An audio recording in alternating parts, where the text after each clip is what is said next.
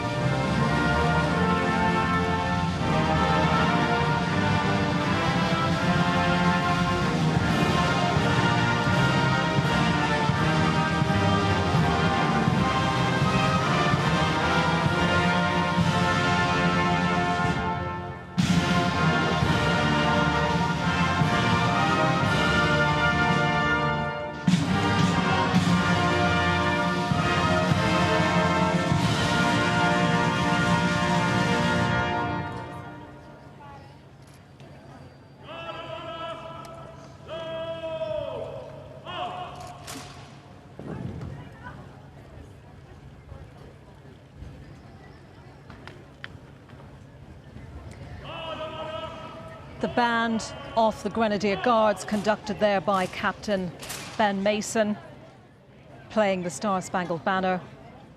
And they'll play a programme of traditional British and American military marches on this occasion of the Biden's visit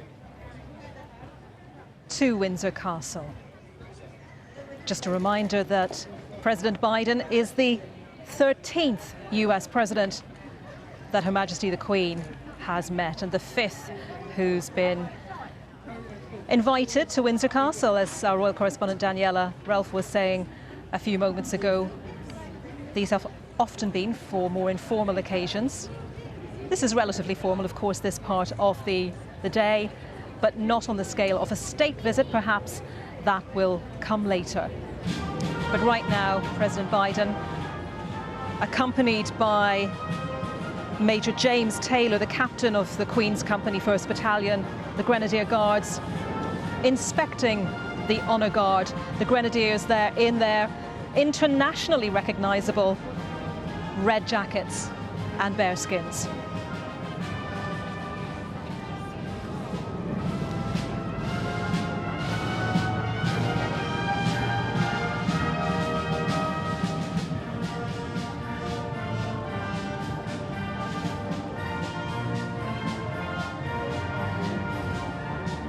Let's bring in Katie Nicholl, Royal Editor at Vanity Fair. Katie, thank you for bearing with us as we listened to the American national anthem. I was just on the point of asking you, so often on occasions like this, we're looking at trying to read the body language.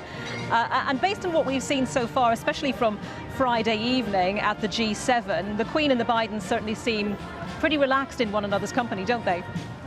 They do, Anita. I just was watching those pictures with you. Of course, didn't want to interrupt at such a crucial moment. I mean, the Queen looks resplendent, doesn't she? Absolutely beautiful in pink. She has really struck me as looking so happy. I think when we saw those pictures of her, that footage of her on Friday as well down in Cornwall, and of course she was there for the G7 reception, she looked very at ease, and she looks very at ease in the company of the Bidens, and they also in her company. I mean, this is a big deal. Yes, he's the President of the United States, but coming here, inspecting a Guard of Honour, having the whole red carpet rolled out at Windsor Castle is a really big experience, even for the President of the United States. But you seem to get the impression that there is a mutual respect there from one to the other, and they seem very happy in one another's company.